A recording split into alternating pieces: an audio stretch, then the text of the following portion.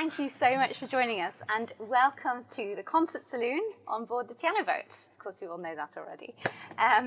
I'm not going to speak for too long because, as you can see in your programs, we have an interview on GB News as part of this morning's program, so we have to be on schedule for that. But just to say, you know, we're so pleased after having been keeping this space to ourselves for a year. We're so pleased to finally be able to share it with you now. And we have to, of course, extend our very grateful thanks to the London Canal Museum as well, because without them, this wouldn't be possible. I mean, we had looked around for venues to do our launch. They were all booked up, or the biggest problem that we face really is that this boat is so large, it's very difficult to find somewhere in London that we can actually moor it. It's almost as large as a canal boat can get. This is 67 feet, and the absolute maximum is really 70 feet. So, you know, we're nearly there. And there was a bit of a hair-raising moment as we came into the mooring here, and it looked like we might not fit. But anyway, here we are, and we're really delighted to have you on board with us today. So,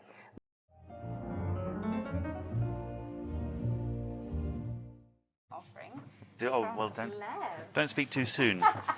No, great. Is it okay if I demask? I'm just going to stand here if that's okay. Am I switched on here, Master, or should I? It should be fine. Yeah, it is. Okay, good. So I should probably say who I am and why I'm here. My name's Levon Parikian, and I am a conductor by trade, which is how I know Massa. We have performed quite a few concertos over the years, and I think we were talking about this beforehand. There's something about when you're conducting with a soloist. Conducting an orchestra is one thing, but conducting a solo with a soloist is something that is different sort of collaboration. And what you want is to feel that you're not just being stirred and excited by the performance, but that you're also in safe hands, and that even though a performance might have some spontaneity, the soloist is never going to leave you in the lurch. And there's something magnificently reassuring about conducting with Massa, because just at the right moment I'll look across and he'll be in the middle of the most fiendish bit of passage work that he's, you know, like that, and he looks up and smiles radiantly, and you go, okay, we're fine then, you just carry on. Yeah. So conducting has been the so-called day job for quite a long time, but I've also, in the last 10 years or so, written a few books. In fact, I've written 5 now. And Matt has asked me to come along and to maybe do a bit of a reading from 1 or 2 of them. And what I thought I'd do, given that the music is the theme, is read something from this book, which is called Music to Eat Cake By. And the story of this book is slightly unusual. It was published by a company who are just down the road, down the canal. They're called Unbound, and their offices are probably 20 minutes walk that way. So this is a very nostalgic little moment for me, coming along this bit. Oh, I know this bit. Turn here and turn right and left. And Unbound were the world's first crowdfunding publisher. So I'm sure you're aware of the concept of crowdfunding. And Why Do Birds Suddenly Disappear, which is my second book that I wrote, was crowdfunded with them. My most recent 2 have been more traditionally, conventionally published, but Music to Eat Cake By was the second one I did with Unbound. And for this book, I took the idea of crowdfunding, which is going to the people and saying, give me some money so we can publish this beautiful book, which is a way also of getting readers involved with the publishing process. And I took that a step further, and as well as asking them for money, I asked them to give me subjects to write about, which was an experiment that I could easily have backfired terribly, because I had no idea. Usually when you write a book, you know what you're going to go in and write about. With this one, I was completely, beholden to my kind readers to give you a sample of the kind of things that they asked me to write about growing old and growing older, the art of the sandwich, pedants and pedantry, cricket clothing through the ages, I'm a big cricket fan, a brief history of the Keighley and Worth Valley Railway, the intrinsic link, this is my favourite, the intrinsic link between chocolate, the Wombles and musical theatre in post-millennial Britain. I enjoyed writing that one.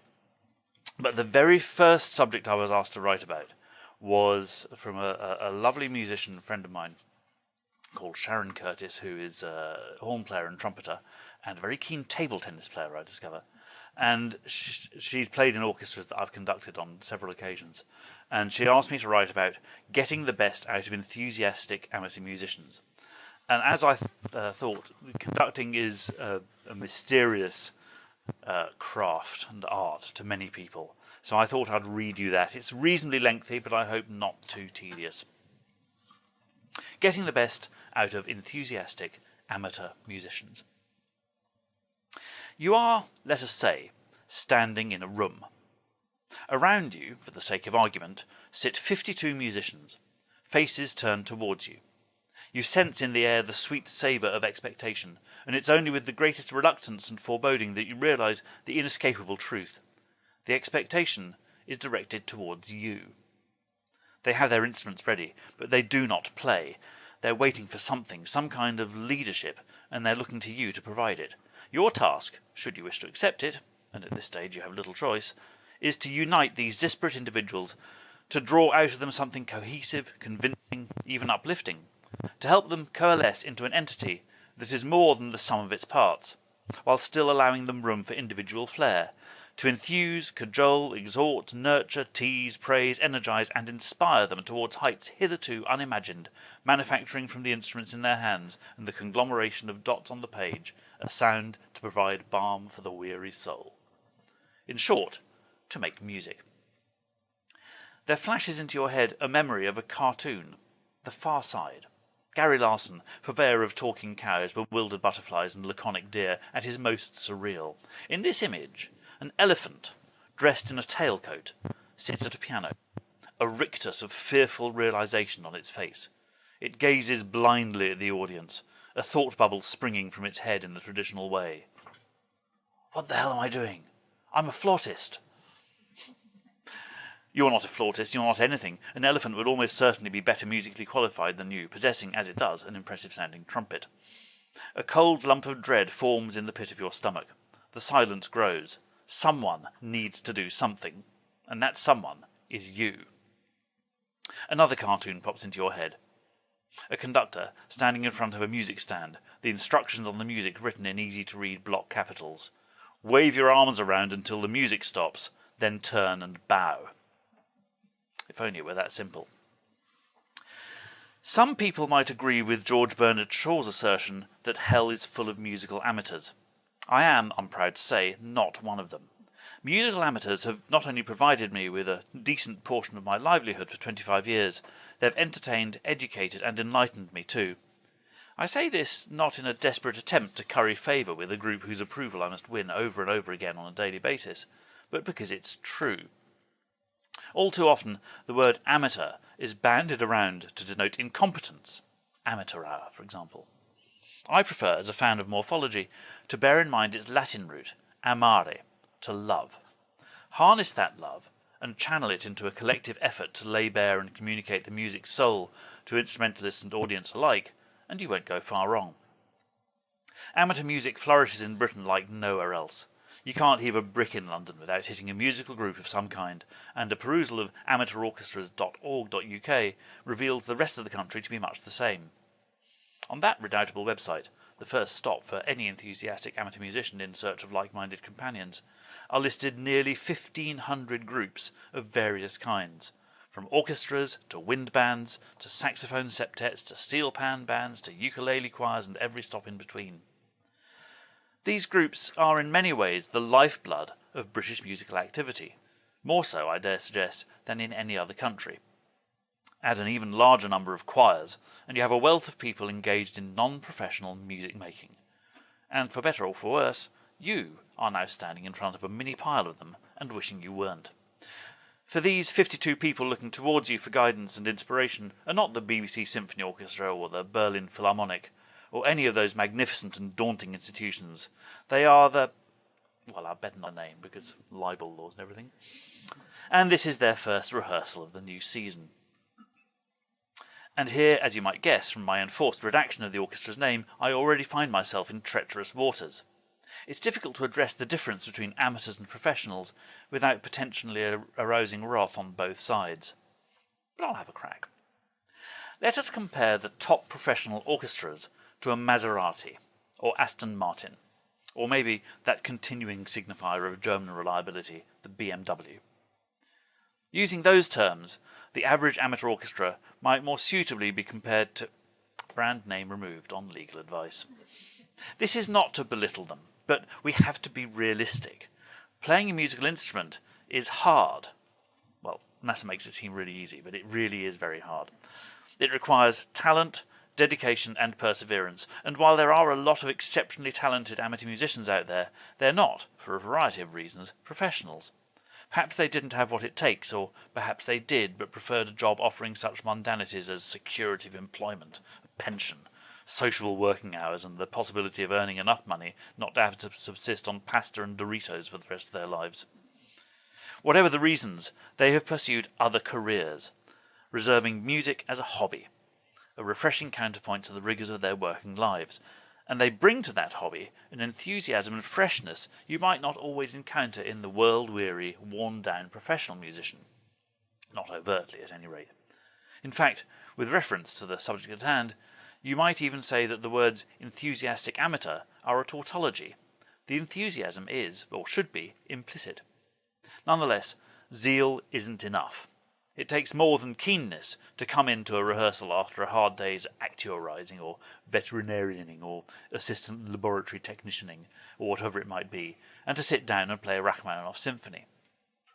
Whatever the whys and wherefores, we have to accept that the beast before us, that magnificent, frustrating, awe-inspiring, infuriating, life-enhancing beast, the amateur symphony orchestra, is flawed.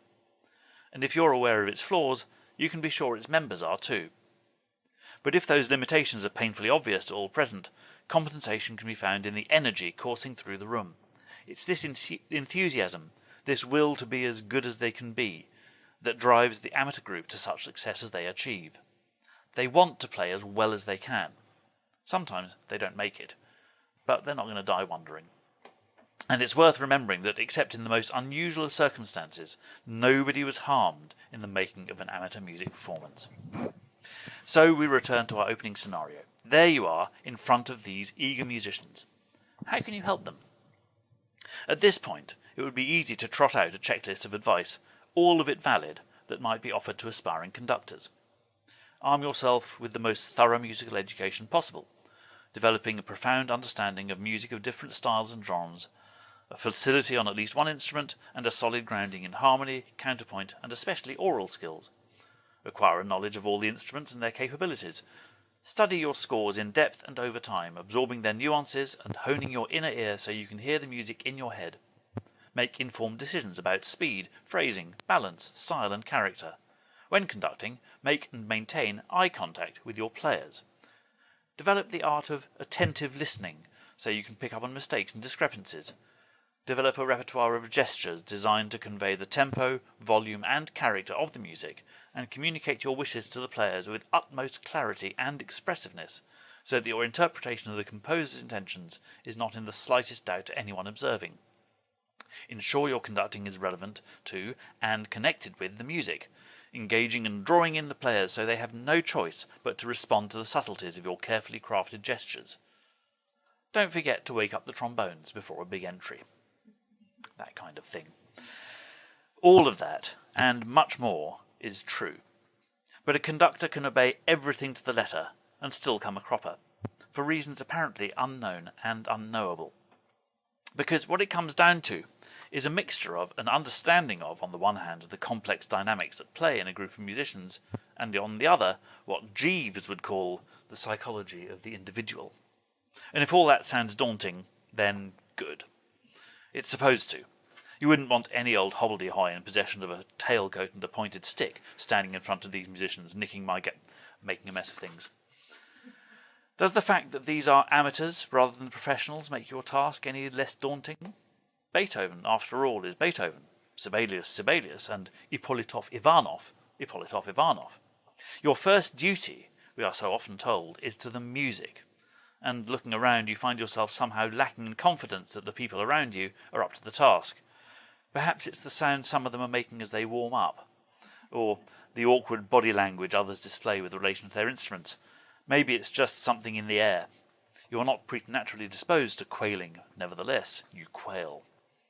But let's temper the enormity of the task with some good news. It's a truth not often acknowledged, or at least not out loud, but understanding of it is essential to a grasp of the art of conducting. It is this. Most of the time, most groups of musicians manage fine without a conductor. Just ask any change-ringing group how they manage to coordinate a Stedman Sinks. It's what you suspected all along, isn't it? The conductor is no more than a puffed-up egotist indulging their monomaniacal fantasies at the expense of others. Yes and no. It's true that with the wind behind them, a decent knowledge of the piece in question, and an absence of potentially disruptive factors, speed changes, stops and starts and such like, as well as the sheer complexity of the music, any orchestra of reasonable experience and ability can keep a piece of music going and give it some sort of coherence. In general, the bigger the group and the more complex the music, the harder this is. But the conductor's job, having listened to an orchestra play a piece without their help, is to know what they can add. And, crucially, how. The bare minimum is to stand there and not make things worse. The utopian ideal is to achieve some sort of transcendence whereby the whole is very much greater than the sum of the parts, and if they can do it in the running, so to speak, and without subjecting the assembled company to a tedious litany of criticism, negativity, nitpicking, faux philosophy, and leaden anecdotes, then so much the better. Bearing all this in mind, knowing that the first job of the conductor is to start proceedings in a timely and orderly manner, and all too painfully aware of the gaze of the orchestra upon you, you raise your arms. The players adopt a position of readiness. You give a gesture that you hope conveys both the speed and character of the music, as well as affording all the players, whatever instrument they play, a chance to take the breath, without which the music can't exist. We call it, in the trade, an upbeat. And it is the quality of this upbeat and its corresponding downbeat that will set the tone for what follows. A good upbeat imbues the musicians with zest and confidence. A bad one bestrews uncertainty and foreboding. On this occasion, the sound that emerges from your gestures is the musical equivalent of a picture of a giraffe drawn by a child who once spoke to a man who'd read a book about a woman who went to a zoo where there had been a giraffe the week before. The best that can be said for it is that it's a noise not entirely dissimilar to music. The worst, that it sounds atrocious. Don't panic. This is the natural order of things. We have, believe me, all been there. The opening period of any amateur rehearsal is merely an opportunity for the players to find their feet, remember what it is they're supposed to be doing, and get themselves into the room. More often than not, all the most egregious disasters of the first playthrough will resolve themselves on a second outing, so all that's needed at this point is to play the passage again, and then the rehearsal proper can begin. But then what? How best to manage that rehearsal, and where to start? While the initial improvement may be encouraging, it will still leave you some way short of something that is presentable to a paying public. The last thing you want is for that public to stand up 3 minutes into the performance and plead for the torture to stop. Please, oh God, make it stop. For pity's sake, will no one think of the children? Luckily, you will normally have upwards of 6 rehearsals to hone the collective interpretation of the music. But in mitigation of that luxurious time frame, those rehearsals are usually separated by a gap of a week, affording plenty of opportunities for those present to forget entirely what happened at the last one. For now, you have to prioritise. Offer a brief assessment, maybe some encouragement, and some pointers as to how best to improve on what has gone before. Sometimes it pays to be honest, but kindness is a reasonable watchword. If the music sounds absolutely filthy, you can be sure everyone in the room will know it. So it's no use saying, "Wow, that was superb," at the glory, my heart swelled with pride and joy at the glory and magnificence of your playing. when the truth is that the string sound was rancid, the brass drowned out everyone else, the horns were between a beat and 4 bars behind, and the second oboe playing the wrong piece of music altogether. But by the same token, too much criticism can discourage. A cheery, "let's have another go, shall we?" or "you can have that one for free," can set the right tone while making it clear that not all was as it should have been. If you don't like what you hear, lower your standards. Might have been said as a joke to an overly perfectionist conductor, but there is some truth in it. If you compare the sound you hear to your idealized recording, you risk harbouring unattainable ambitions and engendering frustration all round. Perhaps a wiser goal is to realise the potential in the room. It's usually greater than you might at first think. The trick is to know where to set the bar, and then gradually to raise it until the group has jumped to personal best without realising it. Accept what you're given, with the forbearance of a well-behaved 12-year-old receiving a pair of Christmas socks from a much-loved grandmother. But then coax them towards something more acceptable. And of course, never neglect the possibility that you may yourself have contributed to the aforementioned rancidity. All too common is the conductor who blames the players for their own shortcomings. Remember the old Italian proverb, "If you want to know whether a fish is bad, look at its head." One thing that might help, as well as the patience of a saint, is if you can cobble together something serviceable by way of what's often called technique. The trouble is that conducting technique is an extraordinarily nebulous thing. Teaching an instrument is difficult, but it is at least grounded in demonstrable cause and effect. It's possible to show a violinist, say, just how their hand position, bow arm, posture, and myriad other factors affect the quality of their playing. The connection between a conductor's gestures and the resulting sound is more elusive. Here's the theory. The conductor, through gesture, facial expression, body language, and general demeanour, represents the music to the players, imbuing them with irresistible and clear instructions on how to play. Speed, dynamics, expression, and the lot. That's the theory. Would that it were so in practice. The reality is that any musician, and particularly an amateur one, has a great deal to contend with, without paying attention to the gurnings, thrashings, and writhings of the loon on the podium. They have to read the music, for one thing. That will occupy a decent percentage of their attention, perhaps all of it. The more proficient players will have a lot of the mechanics of their instrument more or less under control, but the more difficult it gets, the less attention they can devote to extraneous distractions. And the conductor definitely falls into that category. Much as we would love to have the adoring gaze of all musicians on us at all times, the practicalities of playing a musical instrument mean this is a pipe dream. And even if they are watching, there's a fighting chance that a lot of them won't be able to interpret your finely honed gesture to your satisfaction. Try to denote expression with a subtle quiver of your left elbow, and the majority of players might assume, if they're watching at all, that you're having a funny turn. Antonia, the second flautist, doesn't know that when you rub the index finger and thumb of your left hand together, it means you'd like her to play with more vibrato. Why the hell should she? She's a primary school teacher. All she wants from her evening is to spend some time playing her flute without having to extricate half a ton of Play-Doh from her hair. So, while your artistic ideal might be a sort of musical telepathy, your intentions transmitting themselves wordlessly through your being to the group in front of you, the reality is more mundane and pragmatic, especially in the early rehearsals when the music is still unfamiliar. And the larger the group, the more the traffic cop element of the conductor's job comes into play. Stan, French horn, 53, a GP, mildly traumatised by a patient who collapsed mid-examination earlier that day, might not be able to hear what Terry, back at the cellos, 36, artist, stressed out by her exhibition that opens next week, is playing, and meanwhile, Steph, second clarinet, 48, freelance proofreader, trying not to worry about the spiralling mental health problems of her teenage daughter, is having trouble with her reed and doesn't want to get in anyone's way, so is playing as quietly as possible. A reliable and rhythmic beat with a clearly defined point of arrival will help them tune into the prevailing speed and better understand their part in the whole shindig. A further improvement would be some kind of indication that the balance is somewhat out of kilter, and that Steph, Stan, and Terry should play respectively louder, quieter, and exactly as they're doing. Whatever your skills in the semaphore department, there will come a time when you have to address the players with words. At this point, it is often tempting to bombard them with corrections, directions, and instructions, all in the interests of saving time. This is often a mistake.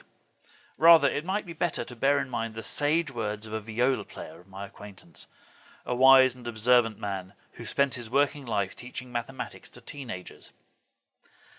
"Orchestras are like classrooms full of schoolchildren," he told me. "They can only take in one piece of information at a time."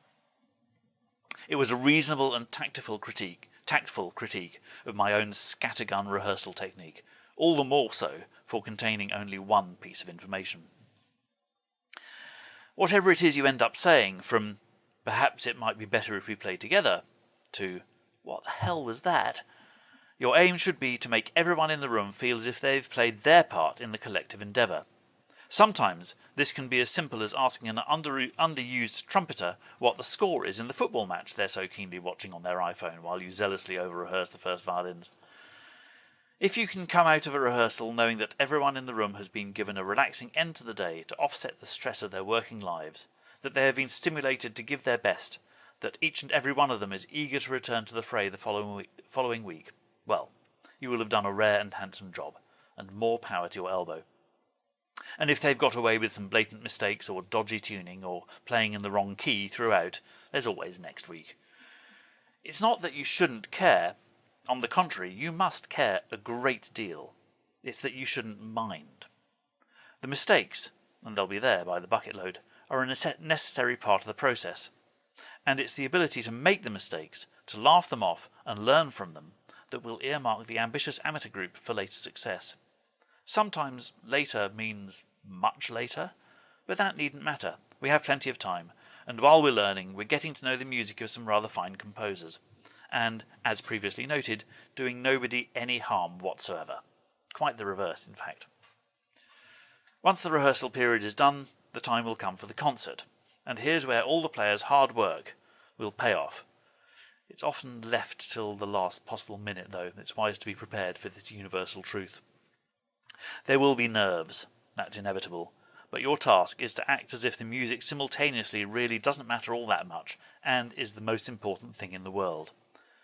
Tip the balance one way or the other, and you'll be rewarded either with sloppiness or tension.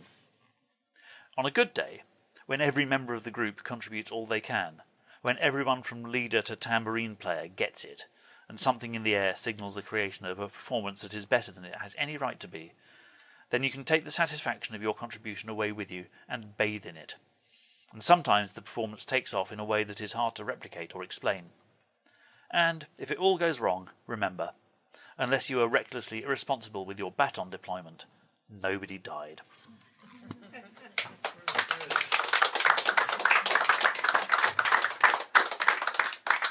Got rather sweaty holding it. So I hope you're all able now to stand in front of a group of amateur musicians and make them give of their best. I don't know how we're doing for time. Have we got time for one more short one? No. Well, I still don't really. It's really actually interesting. Something I didn't touch on in that is that if you talk to orchestral musicians, a lot of them really have no idea what a conductor's doing.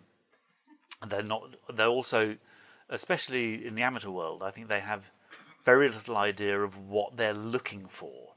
Sometimes it's reasonably obvious. So that's one thing.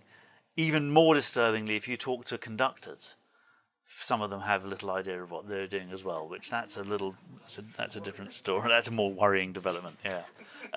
And the audience really very rarely know what the hell's going on. So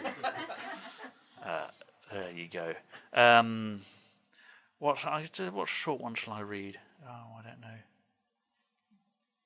So it's entirely up to you. Oh, okay. Well, I'll do. Don't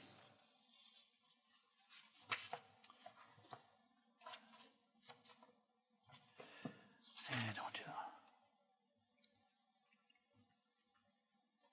Oh, okay.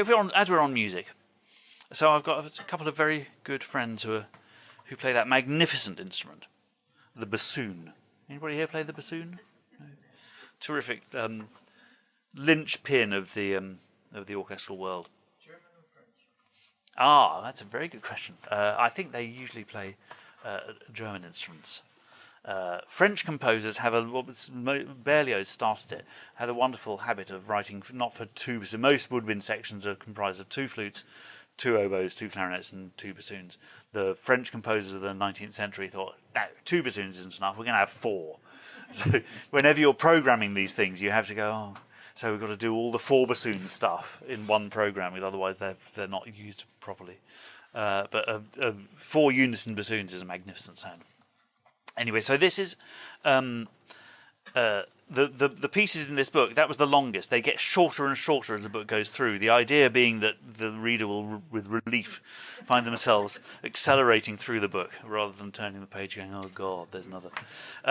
So this is a little bit shorter. It's given to me by a friend called Jonathan Burton, who's a bassoonist, who's played in. I think he's played in performances we've done. Matter.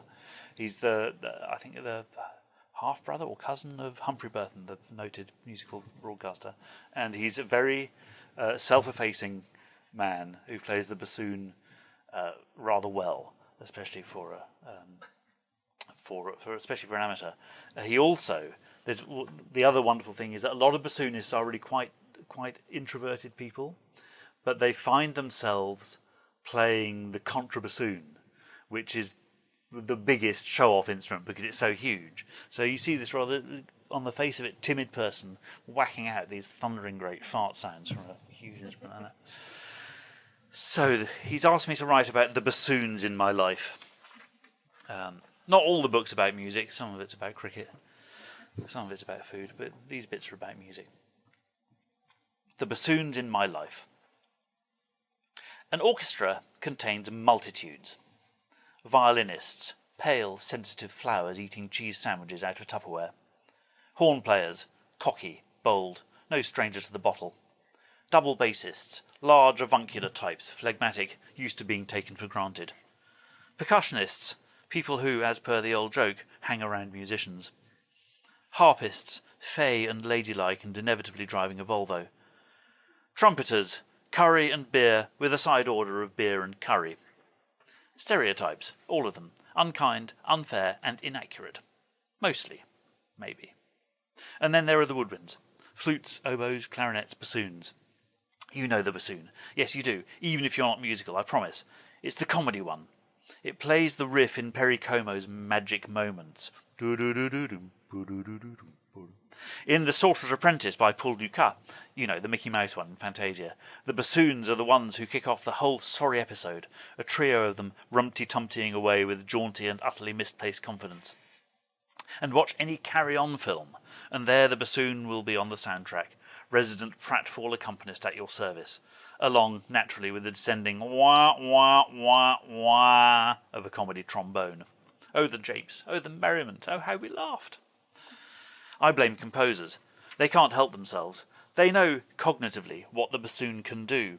They listen to the quality of its sound when played lyrically, a unique blend of warm, mellifluous and plaintive. They are aware of its range, from the depths, where the sound has a gruff edge and the potential for menace, to the heights, where the strained, mournful voice can express perhaps better than any other instrument the loneliness and torment of the human soul. And then they write Rumty-Tumpty, Here Comes Charles Hawtrey, and Jim Dale's about to put his foot in a bucket anyway. But here's the thing. You won't hear a bassoonist complaining. No matter how put upon, how betrayed by the vagaries of the instrument, how frustrated with the reed, you should hear bassoonists on the subject of reeds, or rather, you shouldn't. There will be a little more than a slight shrug of one shoulder, a waggle of the crook, and then they'll have another go. It's an approach to life forced upon them by the particular qualities of the instrument. You can prepare all you like, minimising the risk of disaster as far as possible, and then a key will stop working, or a reed will fail, or there will be a terrifying and exposed solo for which you absolutely must, be given a broad, accommodating upbeat, preferably accompanied by a generous smile of sympathy and encouragement, and the conductor will acknowledge it by ignoring you completely and giving an imperceptible waggle in the general direction of the cellos instead. Such is life. The bassoons, make no mistake, are the linchpin of the woodwind section, the rock upon which success is founded. We can all thrill to the smooth, melodious outpourings of a clarinet, the fluttering charm of a flute, the plangent skirl of an oboe. But where would they be without the bassoonists? Yeah, that's right, nowhere. You just try building a woodwind chord on an out-of-tune second bassoon. You just try playing anything in the orchestral repertoire without a reliable principal bassoon, the proverbial safe pair of hands. You just try playing Brahms's first, third or fourth symphonies with a dodgy or weedy contrabassoon. You just try it. Go on, I dare you. Bassoonists aren't showy types. They are, for the most part, quiet, undemonstrative, phlegmatic, not naturally disposed to pushing themselves centre stage. You're unlikely to see a bassoonist set their instrument to one side, spring to the front of the stage, and attempt to break the world record for the number of botafogos executed in 30 seconds. Bassoon solos are less common in orchestral music than solos for any of its woodwindy colleagues, and while Vivaldi wrote enough concertos for the instrument to keep even the most fanatical bassoon enthusiast satisfied for a few months, the imbalance between that and the number of violin concertos he wrote is indicative of the prevailing ratio in the repertoire as a whole. The bassoon is, mostly, an engine room instrument, quietly doing the job, getting on with it without any fuss. Don't mind us, we'll be fine. Which isn't to say they don't enjoy their moments in the limelight. The orchestral bassoon solo, when it does turn up, is a thing to be savoured. 3 precipitous bars in the last movement of Beethoven's Fourth Symphony, often taken too fast by headstrong conductors to the chagrin of the poor bassoonist who has to negotiate 25 notes in the twinkling of an eye. Ravel's Piano Concerto, the whole piece is a woodwinder's nightmare. Maurice, old chum, what were you thinking? And perhaps the most famous of all, the beginning of Stravinsky's Rite of Spring. Modern bassoonists, familiar with its pitfalls, often make it seem easier than it actually is. A personal favourite is the extended solo in the first movement of Sibelius's Fifth Symphony, against a backdrop of scrabbling and scurrying strings, like insects in a horror movie. It's marked patetico, which on the one hand brings to mind Eeyore's self-reproachful pathetic, that's what it is, pathetic, but is also the perfect word for the haunting desolation Sibelius conjures, as is his wont, with the meagrest of musical materials. It's the perfect antidote to Rumty-Tumty. Finally, if you want to see a bassoonist blanch, mention Tchaikovsky's Sixth Symphony. 4 descending notes of bassoony doom, marked, completely unfeasibly, P, P, P, P, P, P. 6 pianos. Standard procedure is to hand this treacherous corner to the bass clarinet, an instrument for which those levels of quasi-silence come more naturally. In extremis, the player will simply hum the notes down their crook, a sleight of hand designed to hoodwink the listener into thinking you have magical powers, and which more than anything sums up the most admirable qualities of these most underappreciated musicians. Just don't ask them to play the Rumty-Tumpty bits.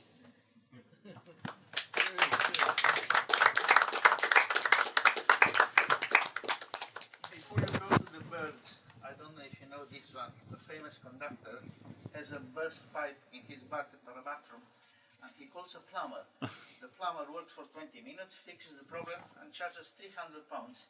And the conductor said, "Are you mad? I'm a conductor and I'm not charging £300 for 20 minutes." To which the plumber replies, "Neither did I when I was a conductor." Excellent. I'm going to finish just briefly. So, having written about a fair amount about music, the second book I wrote, Why Do Birds Suddenly Disappear, came from the return around my sort of late 40s of my childhood enthusiasm for bird watching. So I decided to put all of this into this book, which is the story of one year in my life, 2016, in which I set myself the task of seeing 200 species of British bird in a single year, which is kind of more or less doable. But it also, that year in particular, and the whole resurgence of my childhood enthusiasm brought back many memories of my childhood, which was spent in Oxfordshire, in a small village, very rural and lovely, peaceful area. And my father was a musician, he was a violinist, so there's a fair amount of nostalgia there as well. So it also is set against the backdrop of my working life as a conductor. So there's a fair amount of music, nature, the birds, and a bit of nostalgia there. So this little, very short extract is from the point in February where I'm just beginning to get into it, but realizing how very little about birds I actually know or have remembered from my childhood, and that how difficult it's going to be to hit my target. And I've been at a rehearsal, and I'm walking back from the rehearsal through Victoria. It's just a much shorter little extract to give you an idea of the flavour of this book.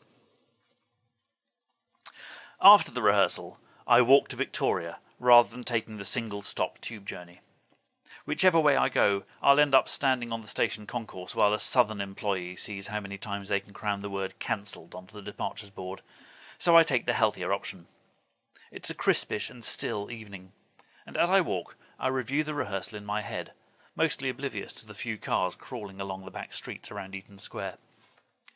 My thoughts are interrupted by a totally unexpected sound. High up in a tree, piercing in the prevailing tranquillity, a bird is singing. It stops me in my tracks.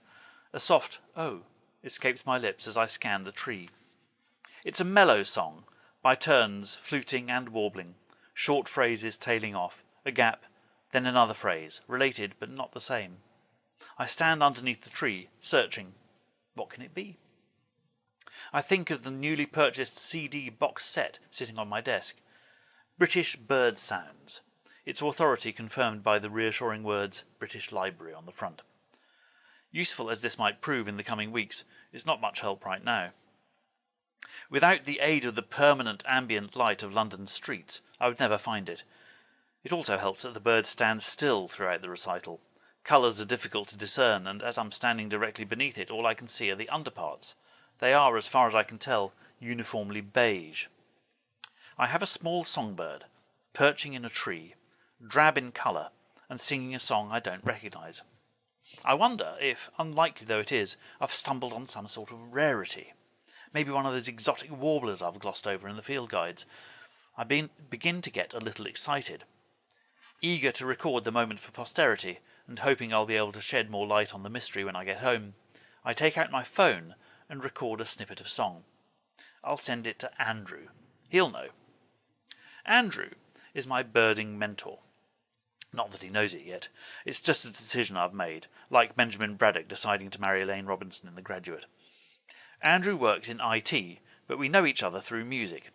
Formerly a violinist in the very orchestra I've just come from rehearsing, he clearly divined the direction things were taking and jumped ship, choosing to pursue his musical activities in a choir, where the technical challenges are presumably less terrifying. But we've kept in touch, according to modern custom, via Facebook, and it's there that I've seen the occasional post that reveals him to be a keen and accomplished birder. He's just the person I need to guide me through my year, and I've been gearing up to email him about it. This is the perfect opportunity. I send him the recording. Andrew, hope you're well. Just wondering if you can help identify this bird. Something exotic? All the best. Lev. Within a few hours, I get my answer. Hi, Lev. Depends what you mean by exotic. It's a robin. Best, Andrew. This is going to be harder than I thought.